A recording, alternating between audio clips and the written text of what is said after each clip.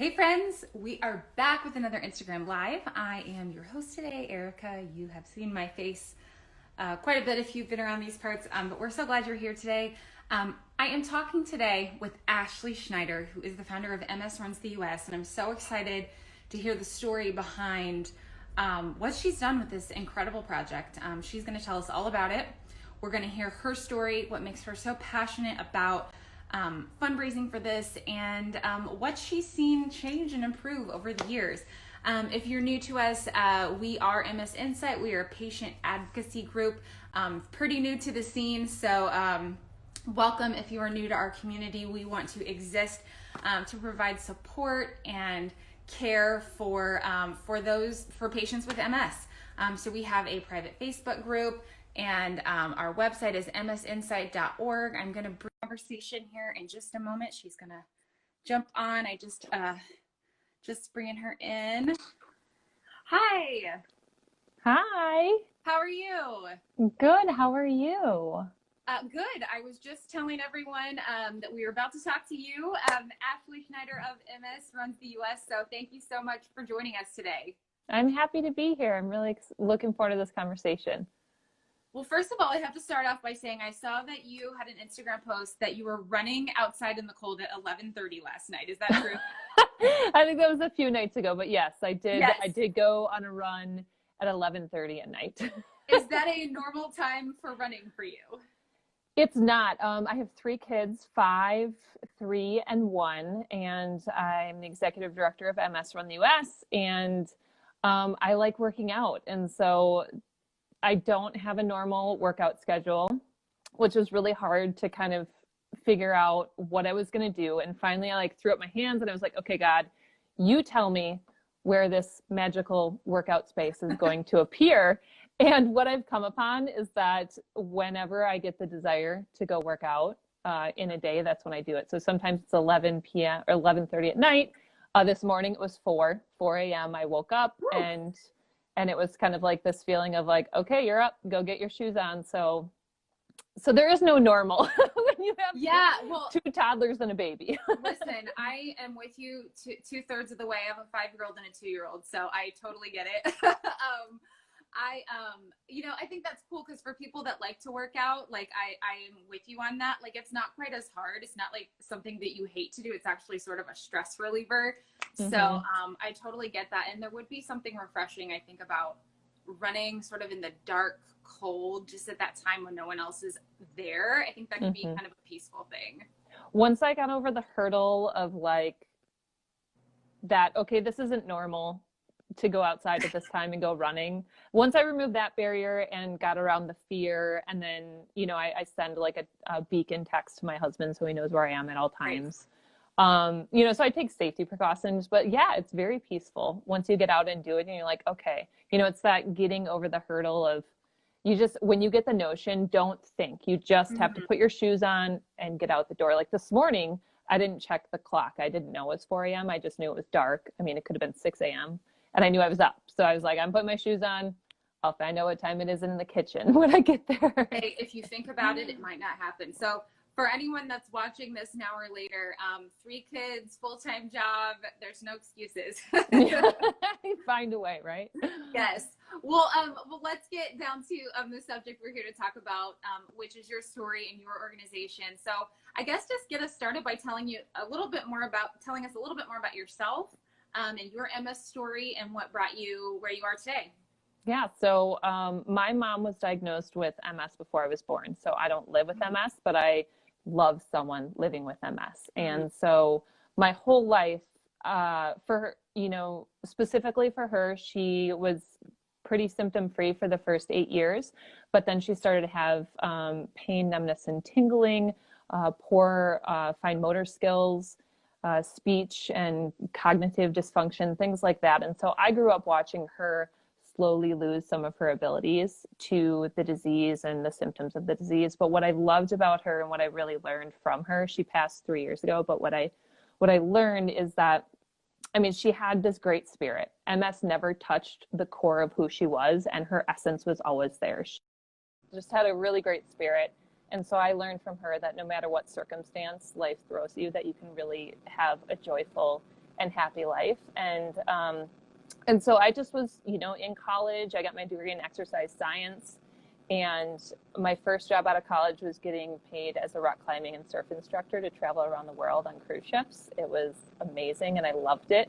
And I was on a 3-mile run in Barcelona, and the idea came to me that I was a runner and my mom had MS, and that I should quit my job in the middle of the Great Recession and move back to the US and run across the country to raise $500,000 for MS research. And so that happened in 2010. Well, the idea came to me in 2009. I quit my job. I did end up quitting my job, moved home to Wisconsin. I had never run a marathon before, and it's 125 consecutive marathons across the country. And yeah, had like never like just nonstop. Well, you know, it's not, you have to stop, like right? Sleep, but like you just like you sleep and then the next day you get up and do it again. The average was 24 miles a day, 6 days a week for 6 months. Oh my gosh, I can't even fathom that. I have run 9 marathons, but like that's only amazing. That's amazing. Only one at a time. Yeah, no, but it's still, you know, I always tell people a mile is a mile. So it's not like, oh, I ran across the country, I'm a better runner than you. It's just like a mile can be really hard or a mile can be really easy. Right. And it kind of depends on your, you know, your fitness level and where you're at mentally and physically and all those kind of things. So for me at this time, what really happened, what caused me to make such a leap of where I was physically and, you know, where I was in my life at 25 years old, starting a nonprofit, was that my concept of running across America to me was equivalent to how much MS sucked. You know, MS sucked so much in my life in terms of watching my mom, who was my role model, and her losing her physical abilities, and what that pain of watching that felt like. That when I thought to run across the country, I thought, okay, I didn't think about it in this concept of the moment, but reflecting now, I realized it was a big enough endeavor for me to feel empowered to do something massive to make a difference in this cause that I absolutely hated.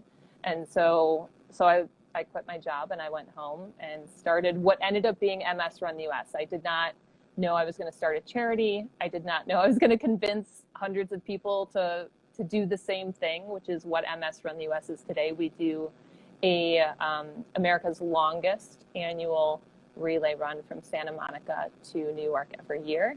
We get 19 runners to everyday runners. These aren't elite athletes. It's someone like you. You tell me you did 9 marathons. You're in sketchy territory where I'm going to convince you yes, to do 6 marathons in 6 days, a part of your assigned segment of the country.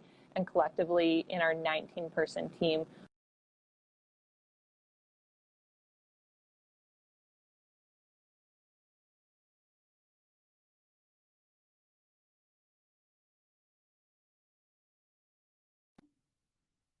oh no, we're losing again.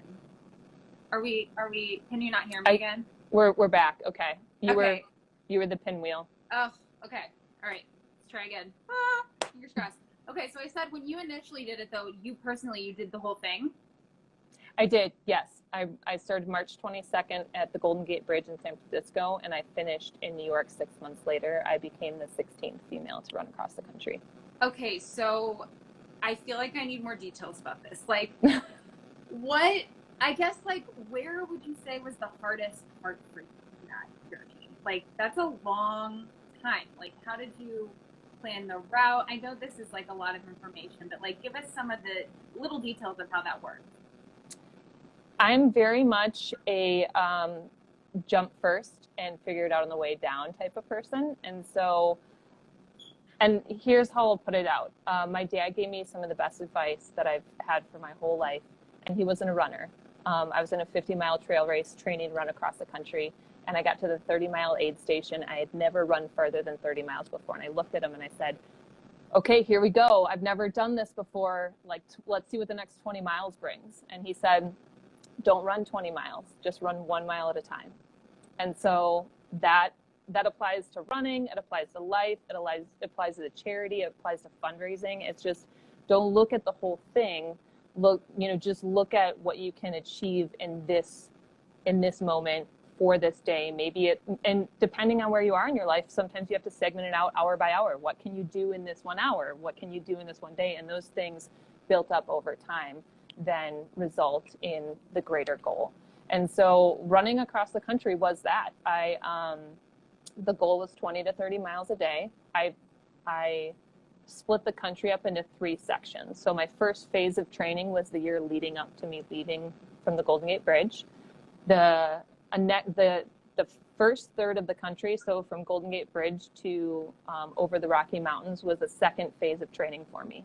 And so I did lower miles. I did 15 miles. I did 20 miles a day until I felt conditioned for that mileage. And when I felt strong and that I could ramp it up, then I started doing 26 miles a day. By the time I finished in New York, the weeks leading up to New York, I'd done 35 miles. 44 miles was the most I'd run in one day, because I took my time building up my body's ability to do that. Okay, so real question is, what shoes did you wear? What is your favorite brand? Asics Gel Kayanos. I had 11 pairs of exactly the same shoe. They were teal and white. I've been in Asics since high school. I've always been a runner, but it was mostly recreation. And then when I started training for this, I got fitted for a shoe. Asics just fit my foot. I was actually in, I believe, a neutral shoe, and they fitted me for a stability shoe because I pronate slightly. But yeah, I've been in Asics stability shoes since then. No injuries. Okay, last little question about that is just like, what were your favorite foods to eat on the run? And gosh, do you have any idea how many calories you must have been eating every day? That had to be a lot. It was a lot. I burned over 235,000 calories over the course of the 6 months. I actually gained 8 pounds before the event started, which was really hard. Training to run across the country and gaining 8 pounds, that was an effort. And then I finished about 8 pounds light. So I lost 16 pounds throughout the whole thing. And I just ate everything. Salt and vinegar chips, Coca-Cola. When it comes to nutrition, especially for running and ultra running, you have to think about what are the components, carbohydrates, sodium, electrolytes, caffeine, sugar. Those are the things that when you're running, you need it in simple forms. And then afterwards, it's just like, eat everything and anything. If I craved something, I would give my body it because I trusted that my body would tell me what it needed, which it did. And so lots of Subway. I mean, I'd sit down and eat a foot-long Subway, a bag of chips, 3 cookies, and a soda and feel totally fine. I got a phone call coming in and paused the video. I'm like, let's go to voicemail. We're going through like gauntlets here with this live. I know, I've never had this much trouble. Well, I could ask you so many more questions about this journey. We only have so much time though, so I'll have to move on. But very fascinating, and I'm sure. Do you have like that on a blog somewhere where people could read more about the process for you? I'm actually writing my book right now, so I'm in process of writing my memoir of running across the country and starting the organization. Awesome. Well, make sure you let us know about that. We would love to get the word out for you when it gets published. So we know that your passion comes from your mom, and you don't have MS, but obviously you're very ingrained in this community. So when you started this process, it was just you running, but you then, now today you have a whole organization based around it. So what was the process of going from, this idea that you had in your head to what you're doing now?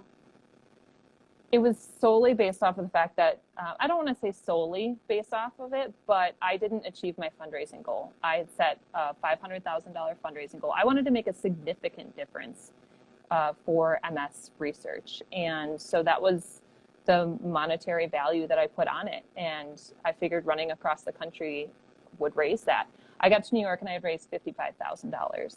Which you could raise in a well-organized weekend event. You don't have to run across the country to raise 55 grand. So everybody was so excited for my personal athletic achievement, but I felt really disappointed in myself. And I felt it was really kind of this anticlimactic finish for me in New York because I didn't achieve the goal I set out to achieve. And so that's what turned into the relay. I had met runners along the way who said they had always wanted to do something similar but didn't have the time or the resources. And I also learned along the journey that to raise $500,000, you really need a good community, and you need to start like spider webbing what you do and your network out. And so I thought, okay, maybe I can give 20 people the opportunity to do this. We'll create a team. They do a bunch of fundraising, and collectively as a team, we raised the $500,000. And so that's what I did. Our first relay run across the country was in 2013.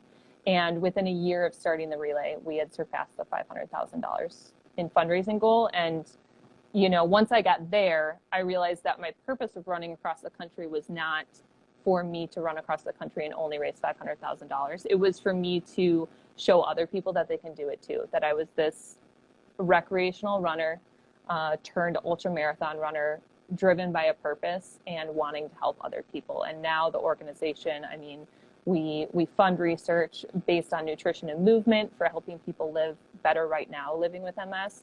And then we help fund financial aid requests specifically for mobility. So home modifications, ramps, wheelchairs, things like that. So we can help people live better right now living with MS. That's kind of the main focus of what we do with our mission. And what year was it that you ran across the country? I ran in 2010, and the first relay was in 2013. Okay. You know, what do you think it is about, because, you know, we see marathons all the time. People are always fundraising with these physical events. What do you think it is about, you know, these physical feats that are so inspiring and empowering when it comes to fundraising for causes that people believe in? That's a really good question. For runners, I think it's easy. Like, you love running. What's the next challenge? And as humans, we're designed to connect and to have a purpose. And so if we can use something that we love, that physically is good for us, that allows us to stay healthy and well, and then also we can make a huge impact on a group of other people, I think that's, you know, that's the epitome of it. That's like, you're hitting it. That's a home run. And so that's what I see from our runners. They, by the way, for our 2021 relay, we have, out of the 19 runners, 8 of them are living with MS. And so part of what we do is not only empower people like myself that love someone living with MS, but individuals themselves living with MS. I think it's a great platform to say, yes, my body has this disease, but I'm like not down and out. I can do this. And we have other levels of that too within our ambassador organization as well, our program. And I think it's really important that we empower people to do big, beautiful things to combat how sucky this disease is. Yeah, it really is true about the purpose. Like, it's like you get a diagnosis like this, and then it's like, well, what do? You need something bigger than that to sort of guide you along. And I think I can't think of a better way to do that than something like this. What are your plans for the future? Like, do you have plans of expanding, or what's happening now? Yeah, we're expanding right now, actually. So we've had an ambassador program in the past that now has some really great structure and momentum. And so we had our first Zoom call with that. One of the things I feel really, really fortunate about, especially with our relay for 2021, is because of our in-event size, we don't have to change our structure. So it's 1 runner, 2 road crew on the road in this motorhome in the middle of nowhere. So we've never had massive events with thousands of people, and now we have to figure out how to do virtual. So I feel very blessed right now that we can move forward with this, and we can do it in a safe and healthy way, put precautions in place that we can control in the middle of a pandemic, and still do what we do. I mean, our supporters and our donors have always watched us virtually, because they're not going to go to some highway in Nevada to clap for one person. And so I feel very fortunate with that, and I plan to catalyst it as much as possible to benefit and help people living with MS. And, you know, we've placed some pretty ambitious goals for ourselves as an organization in terms of, you know, my next goal is to give away $500,000 in a year. You know, not raise it, but we love to measure ourselves by how much we give away. So that's the next thing is, okay, how do we give away that much money in our areas of mission focus? And what are the cool ways that we can empower other people to join our